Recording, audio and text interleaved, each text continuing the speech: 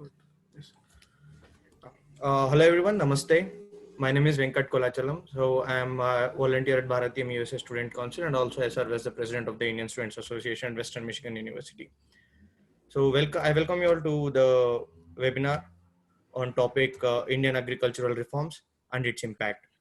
Recently, the government of India passed three bills put together, which is believed to strengthen our farmers in a transformational way. So, and the reforms are related to loosen rules around the sale, pricing, and storage of farm produce. We have with us our speaker, Dr. Prakash Kumar Jha. Dr. Prakash Kumar Jha is a scientist at Kansas State Intensive Feed the Future Sustainable Intensification Innovation Lab.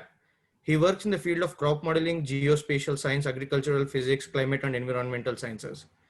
He has a PhD in crop and soil sciences from the Michigan State University, USA, and he holds a master's degree from Indian Agricultural Research Institute and a bachelor's degree in agricultural sciences from the Banaras Hindu University.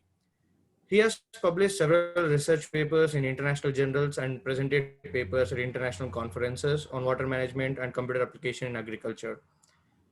So he's also a member of American Geophysical Union, American Society of Agricultural and Biological Engineers, American Association for the Advancement of Science, and Association of Agricultural Scientists of Indian origin.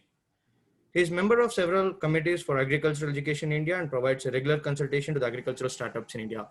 Dr. Prakash Kumar Ji, I welcome you and thank you so much for accepting our invitation to speak on this topic. Thank you, Venkatji. Namaste to everyone. Thank you, Bharatiyam team, and especially Venkatji for kind introduction and having me here for discussing the reforms in agriculture, what we had in India. So we will discuss today what are the recent reforms in agriculture government has done. So these reforms include three acts. So one is Trade and Commerce Bill, which is primarily focused on agriculture and APMC market. The second one is the Price Assurance and the Farm Service Agreement, which is kind of contract farming. And third one is Essential Commodity Act modification. So we will discuss the background of the act, why these are needed, why these were needed, and then how as a NRI or as a scholars, as a students, we can contribute to the development of agriculture per se. So I will come into that part later. So let's first discuss what are these acts.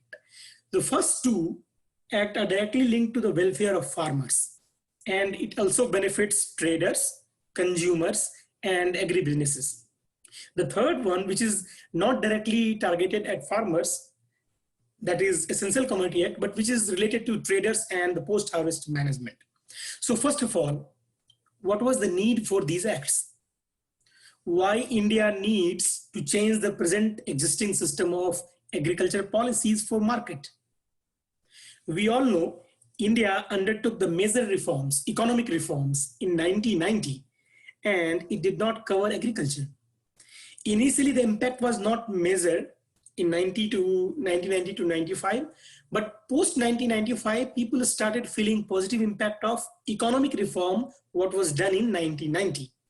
So let me explain why it is needed in agriculture, why these reforms were needed. So once you go back to the post-economic reform, Professor Hemanta Rao started writing about agriculture marketing reform, especially post-2000 and 21st century, beginning of the 21st century. He suggested that there need a similar reform in agriculture. If you talk of agriculture on the supply side, we have huge production level, 3% growth of agriculture, at least for 30 to 35 years. But on the demand side, food demand is growing by 2%, around 2%, and the population growth is around 1.4%. But our food production is surplus. And for the next few decades, our 1/3 of the food production will be in the surplus. So the best way is to look at overseas market, international market. So internationally, we are behind in terms of competitiveness because the cost of logistics, that is around 15% in India. If you compare to China, it is around 2 to 3%. So the logistic cost keeps us very low in the competitive race. So that's how we cannot compete to the international market. So we need to rectify, we need to correct the market. We need to correct the market locally first. And that's how, and if you look to other reason for the consumer demand, even everyone is shifting towards the value crops and value diet, medicinal crops and low cereal consuming. So the demand for cereal is declining, and India is advancing, right, in terms of agriculture as well. So we need to move towards industrialization in agriculture. So when we talk about industrializing agriculture, the growth rate of food production should always be lower than the food processing, right? So we need to process the food. We need to talk about the food storage, food processing. So it is very important that food processing must deliver at the faster rate than the raw production. So moreover, if you talk to, employment, in terms of employment also, if you have more processing sector, you will have more people will come out from the agriculture to the processing sector. And that's how, if you talk about the agriculture marketing at a whole, from last 2 to 3 decades, everyone is we're talking about, and agriculture markets were at the crossroad. Why it was like that? So if you talk to the government is not supporting. So let me give an example, a highlight of government support. In India, whichever sector is supported by government is not growing at optimal pace. Let me give an example of fishery, which is the highest growth rate. Livestock, which has highest growth rate. Milk, which has highest growth rate. All these sectors have no support of MSP, that is called minimum support price, or government support. And they are growing at the pace of 7 to 8%, somewhere in 10% also. So we should not get in the trap of MSP and the mandi system, because recent report also says that around 9 to 10% of farmers are getting only MSP or support from government. Remaining 90% are out of that market. So policymakers and researchers were asking from decade to revise the market, to reform the market. And what I want to say, this idea of APMC Act means it did not come suddenly. In 2013, the Congress government persuaded all states to take fruit and vegetables out of the Mandi Act. I mean, they persuaded government to denotify these fruit and vegetable from APMC market. So this is the simple difference this Modi government has done for all other crops, right? So under the new rule, farmers are offered a fresh air of freedom, a freedom of choice. They can sell their produce anywhere. So these acts will create ecosystem like in dairy, what Amul did. There will be a collection center, there will be a buyer in the doorstep. Under the new act, if farmers wish, he can be a price dictator. I mean, he can bargain the price, right? So he has multiple chances to sell the product. He has a multiple option for selling the product. So my point is that because of multiple buyer, a grower will go towards diversification of farming also. They can cultivate multiple type of crops because there will be multiple type of buyer. So ultimately it will diversify our cropping system, as well as it will lower the cost of logistics. Logistic in terms of, earlier we have a longer supply chain, commission agent, middleman, and then the logistics were higher. So it will minimize the transaction. Earlier we have 4 to 5 times transaction at different layer, right? So we are minimizing the layer in supply chain, and that's how it will lower the cost of logistics. Now, you can ask, what will happen to commission agents, right? So commission agents, they are lobbying between producer and seller. So let me set an example of Madhya Pradesh, state of Madhya Pradesh. Madhya Pradesh removed commission agents around between 1986 to 90, and system has not been collapsed. So this is a myth.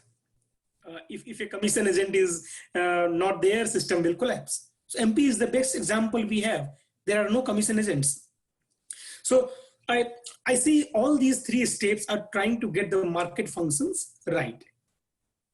At present in India, so the problem of the farmers today in India is not as much in the production side, because we were in begging bowl mode in 60s and 70s. We were importing food from US. under PL 480 program. But now our production side is welded, perfect. And we are struggling in the marketing side, the marketing system.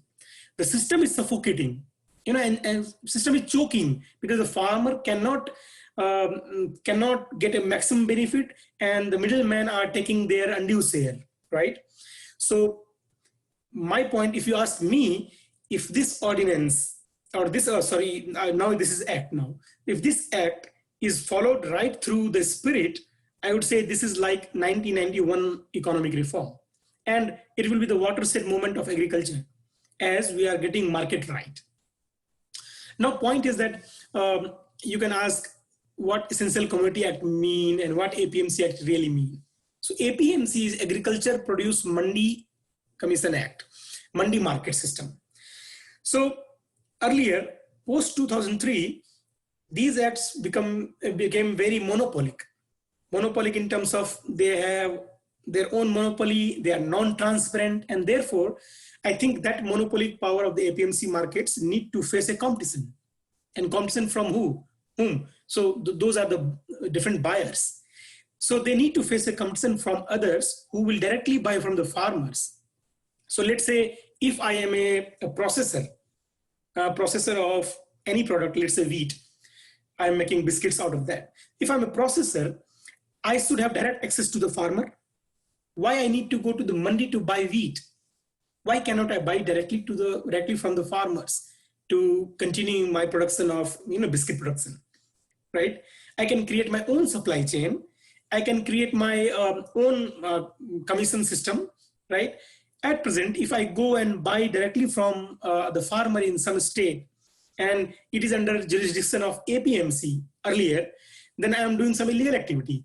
But the recent reform liberalized this one.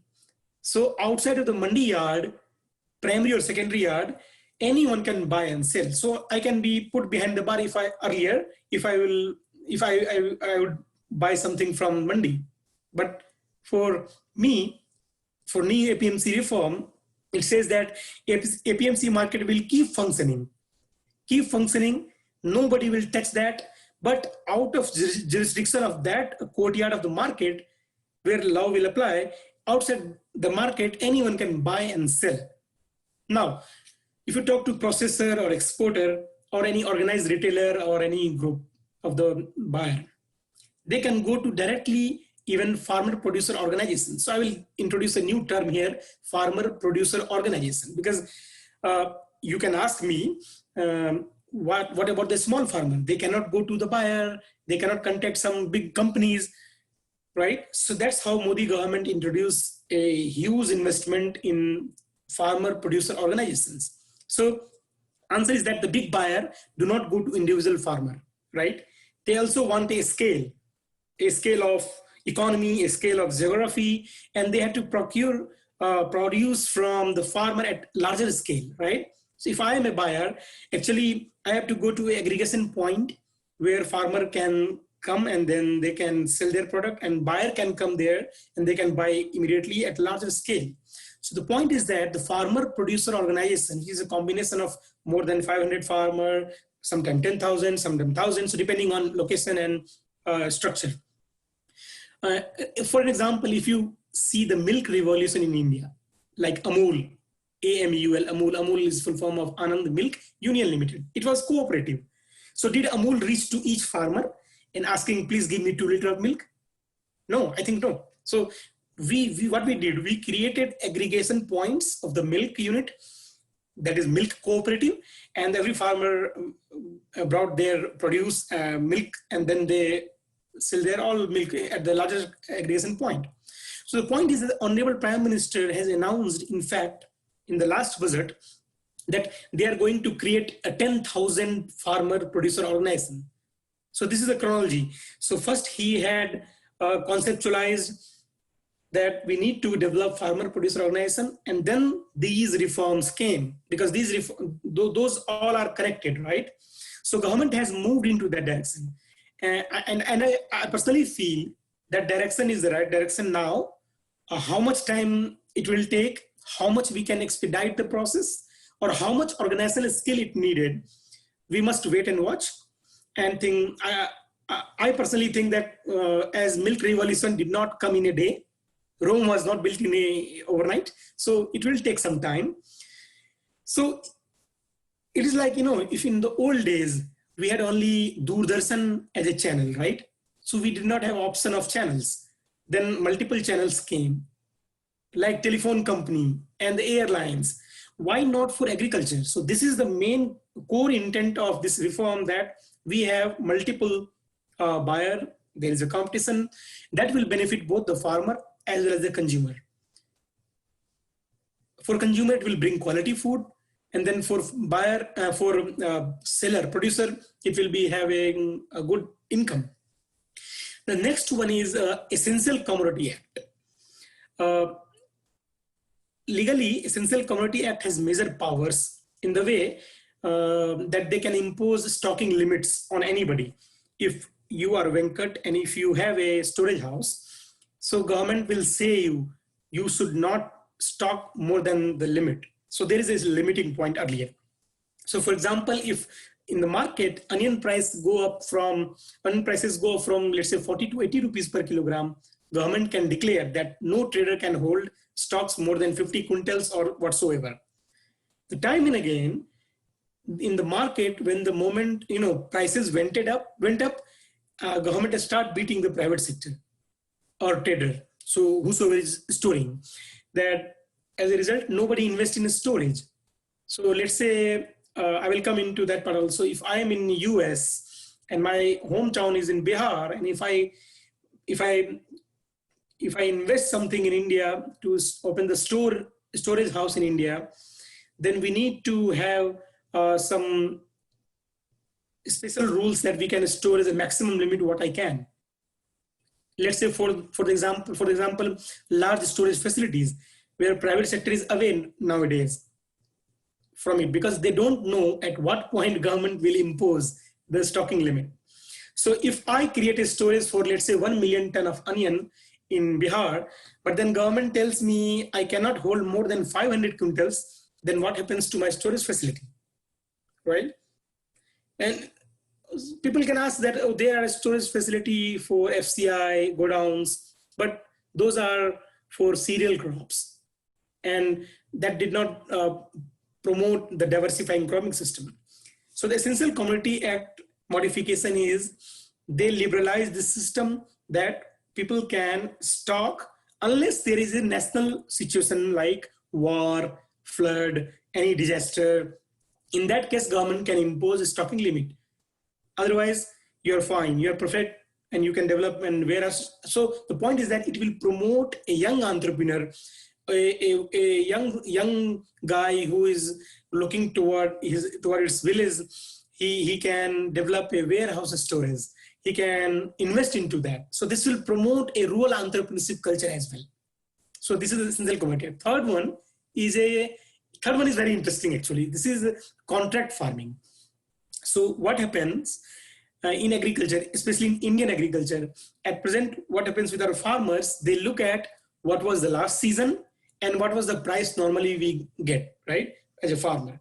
So if they get a good price for, let's say, onion or potato, so everybody goes for, onions. And what happens when the harvest comes, there is a excessive production, glut. And because of excess production, prices go down to at least 2 to 4 rupees. Sometimes farmers have to throw on the road. So what happens? The cost of production is very low. They started committing suicides or throwing onions on the roads, whatever you can say. The good flashy headline for media, right? Media can say government is not supporting blah, blah. But what was the reason? This is the trend in India. But it should not be like that. It must be forward-looking prices.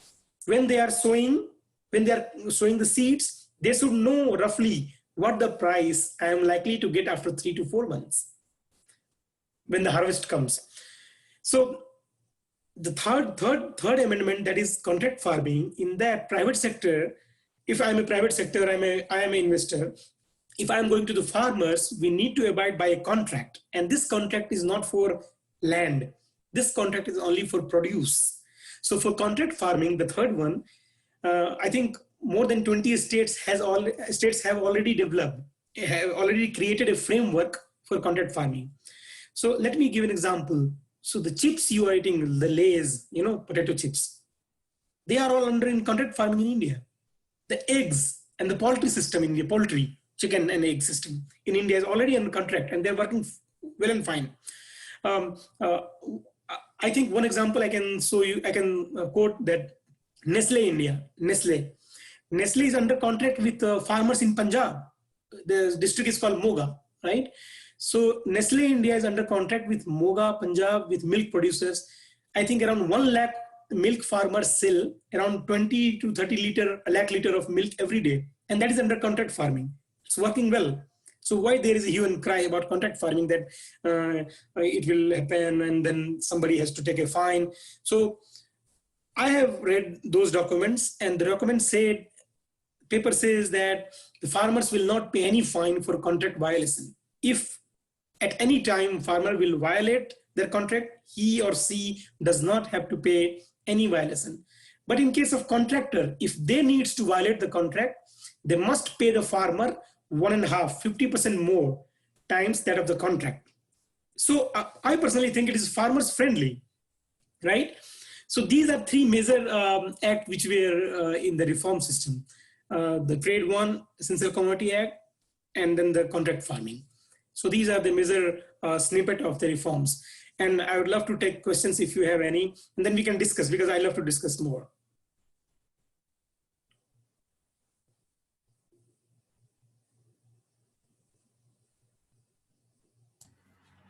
Thank you, Prakash. That was really very insightful, because for someone like me who is grown up in city and who is not having any kind of relation with the rural India, so it was very difficult for people like us to understand what exactly this is about. So, and whatever we see in news, we believe it. So when there was wide protest and debate going on around this, we believed there might be some barriers in this which is creating trouble to the farmers. So but thank you so much for all the information you gave us. So one thing which is striking my mind now is when I was looking into the debates happening, so one of the primary thing was debate around what if there is food insecurity in India in the future. So if there is a food insecurity in the future, and because of these reforms, the government will not be able to tackle up the challenge which will come ahead. So, but now, as you just mentioned, India is already, the food production of India is already surplus. Mm-hmm. In case if that happens, do you really think the government cannot take up any measures and fight the food insecurity which we face in the future, which we may face in the future? Great question. So when we talk of food insecurity or food security concept, so there are three major sub-concepts which we need to discuss. That is food availability and food accessibility. So in terms of food security, we are in overproduction. There's a chance that the food stock will be under threat. But in the natural disaster, or sometime we say for back-to-back 5-year disasters, let's say, and nobody can produce anything. So in that case, things will be different, right? But for the normal period and normal climate scenario, for production system, India is under good shape. We have good stock under FCI. What we need to work on, we need to work on food accessibility. So there is a food, and the poor or those who cannot access the food, we need to focus on that. There should be equitable distribution of food to everyone, right? Let's say now after these reforms, you say if government will not buy wheat and rice from the farmer, then there will be a threat, right? So as I said, around 9 to 10%, earlier it was 6%, now it went to 9 to 10% we are selling, farmer were selling produce to government through MSP. Apart from that, 90% buying and selling is happening around or outside of the mandi market, right? So government cannot be a baniya shop, right? Government cannot ensure 23 commodities which are listed. So why wheat and rice is a major staple crop, which FCI is doing, right? If you talk to FCI godowns, Those FCI godowns are silos are private units, right? Government pay them rent. If in case, if nothing is there, right, anyway government has to pay rent. So that is a different story. That's how the Essential Commodity Act now will strengthen the investment in warehouse. So private unit will come and build a warehouse, they will buy produce and they will store, right? So this is the unit. So there will no any threat for food security, I think so. And for food accessibility, we need to work on PDS system, public distribution system, that is called ration card system. And that's how the current Modi government have come up with a plan of one nation, one ration card, right? So if you have ration card, you can get a PDS support from anywhere in the country. So that is a remarkable step also. Thank you, Prakash ji. We have a question from Diganji. Diganji, can you please mute? Prakash ji, very nicely you have explained. A quick question is, what is this MSP and mandatory, and if you violate, you should be prosecuted? That question itself is very scary. Like, why should somebody be persecuted for the price fluctuation in the market? That will scare a lot of investors and people who want to move forward. So what is this issue, and why are they asking, and what is the whole concept behind, if you want to put some light into that? Ji. So first of all, MSP is a completely administrative facility, not a legal term. So we need to focus on that. So administrative concept by cabinet. So MSP was designed by cabinet rule, not by any legal. If you see any legal document, there's no term called minimum support price. And that's how in this legal document, we don't have, we do not see MSP as a legal term. First of all, so this is one point, that MSP is an administrative term. Cabinet can revise it, cabinet can improve it, whatever they want. But the question is that this current government is trying to abolish the MSP. No, this is not true. APMC is there, it will exist, and it should exist, and there will be a co-competition between other market. So there will be MSP, there will be some threshold of MSP by government, and if you say this government will abolish MSP, no, because once this government came in power, they actually increased, C2 plus the calculation level of the MSP. So the MSP has actually improved. So in my point of views, I think nobody can change the MSP. The point is that, and also in debate in media somewhere, that if MSP will be violated, people will be persecuted. I also told that there's a 90% production sale of the produce is outside of mandi.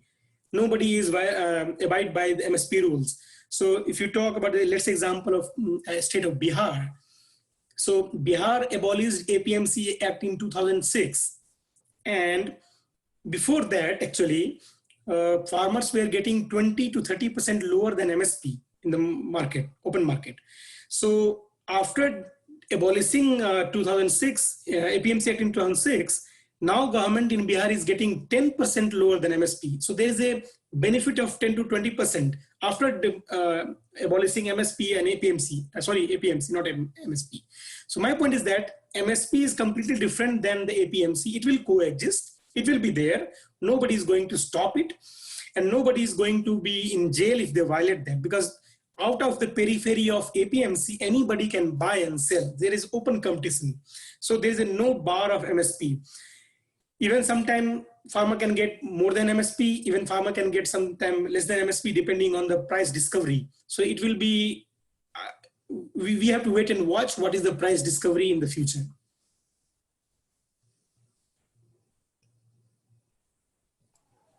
Thank you, Prakash ji. Recently, I was reading the situation which is happening in Venezuela. So in Venezuela currently stands at 4th place in food insecurity, and people are sleeping hungry. It's been reported. And the report which I was going through says one of the reasons for that happening was because there is a socialist government over there, which to some extent even controls the farmlands. So I just want to connect this to what's happening in India right now. So now we are moving to an opposite direction from what's happening in what has happened in Venezuela. So I think interpreting in a very comparative manner, I feel the reforms are in a very positive way, but there has to be some clarity given on, like, in a more educational way to the farmers to prevent them from being politically motivated. So what is your take on this? Right. So your comparison is perfectly right. I think for this reform, the government of Punjab, who are already in the contract farming, like I quoted example of Nestle India, the farmer of Moga, Punjab, they are already in the contract farming of the milk for Nestle. They have to come forward, right? And they need to showcase that we are getting benefit. This is the contract farming. Similarly, chips farmer, potato farmer, and eggs and poultry farmer, they need to come forward, first of all. Now, what government needs to do?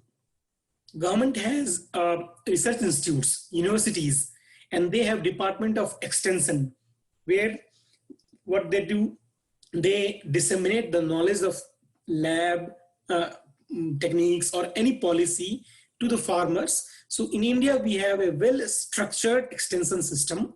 Government needs to catalyze those system to go to the farmer, explain what we are doing and what are the benefits you will be getting, right? In the long-term future, in the near-term future, and in the short-term future. So in the simplified manner, extension system of the university and the research institute, and as well as the agriculture department of the state, because agriculture is the state subject, right? So I was listening one debate, somebody was saying that agriculture reform, government had performed, the government revised this one, but agriculture is a state subject, so we will go to high court. But smartly, this Modi government had mentioned the trade, because the trade is a common subject between states, right? And this comes under trade, not as such as agriculture. So that's how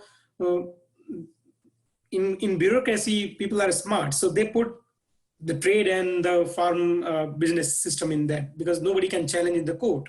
So that is the system. So now coming to that point, you are comparing the socialist type of government and then a mixed type of government, what we are doing now. So our approach is a mix of capitalist as well as socialist. So that's how we are in a check and balance mode. So now, supporting this act, what government did? Government announced 25,000 crore for medicinal crops at Indo-Gangetic Plain. So what it will do, it will promote diversified cropping system.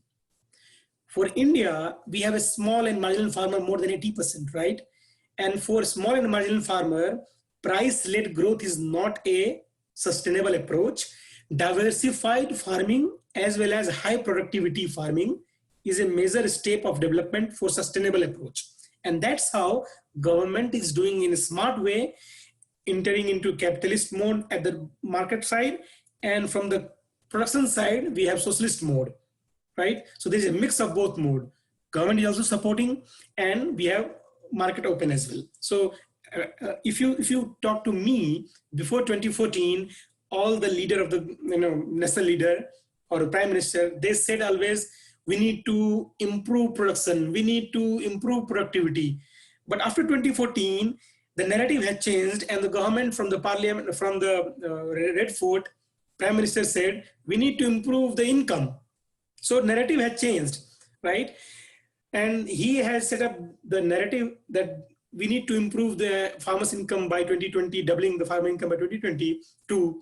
And for that, these are the different steps, like farmer producer organizations, and then these are reforms. So everybody is doing for that. So we have set up target, and we are working on that. Thank you, Prakash. So, and also you are a consultant for many agricultural startups.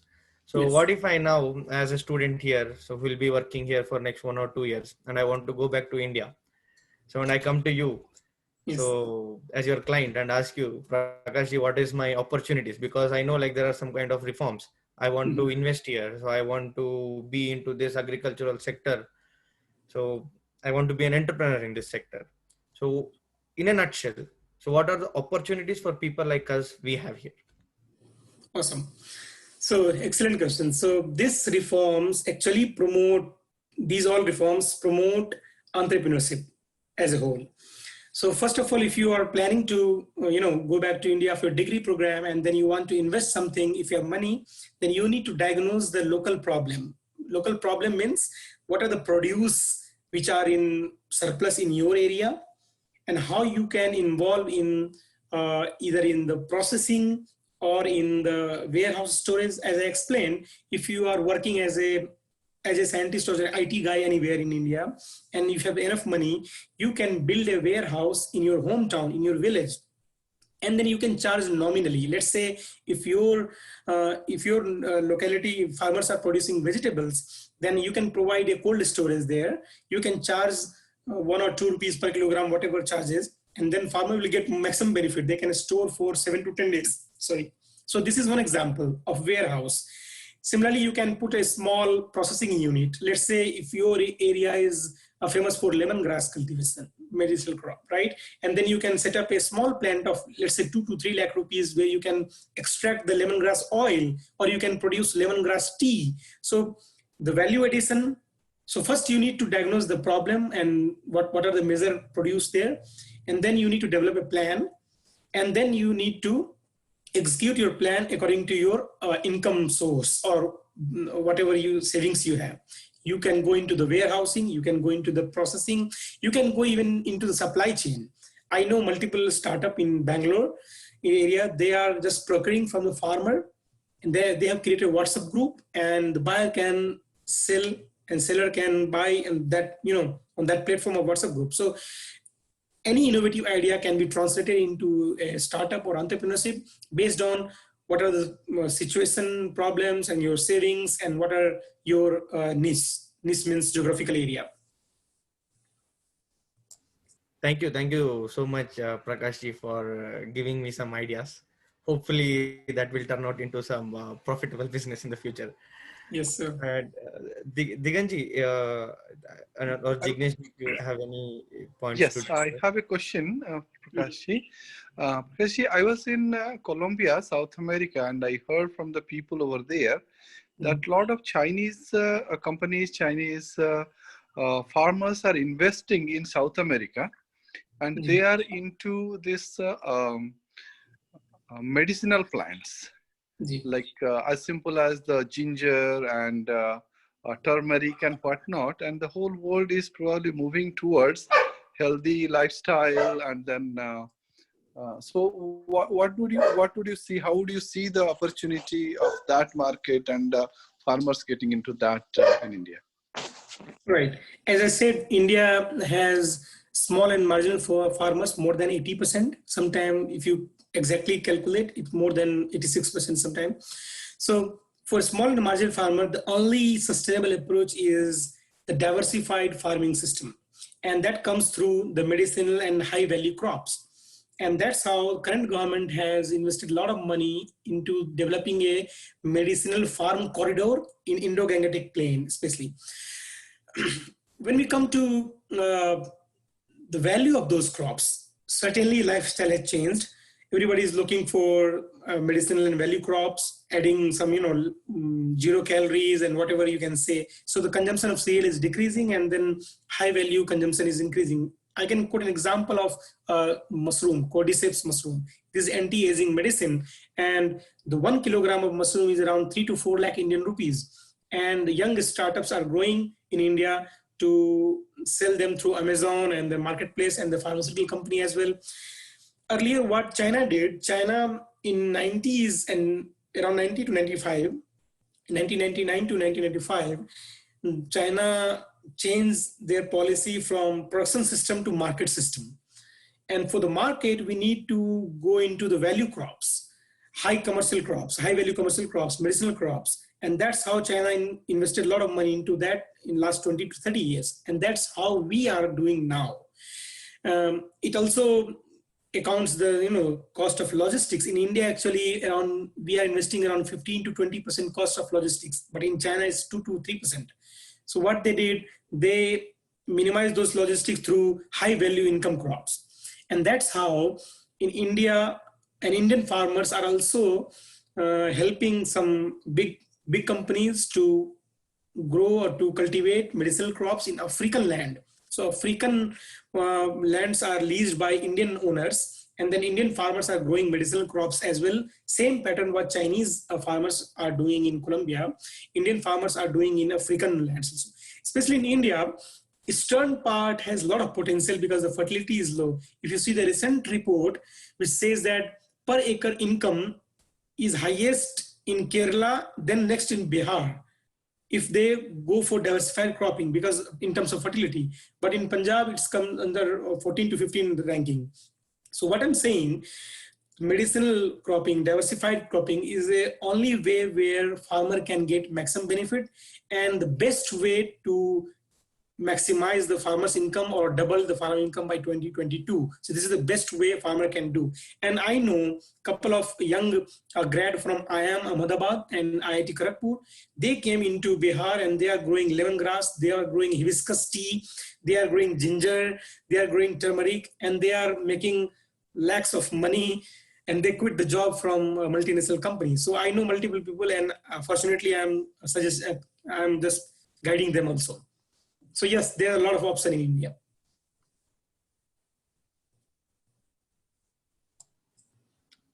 Thank you, Prakash.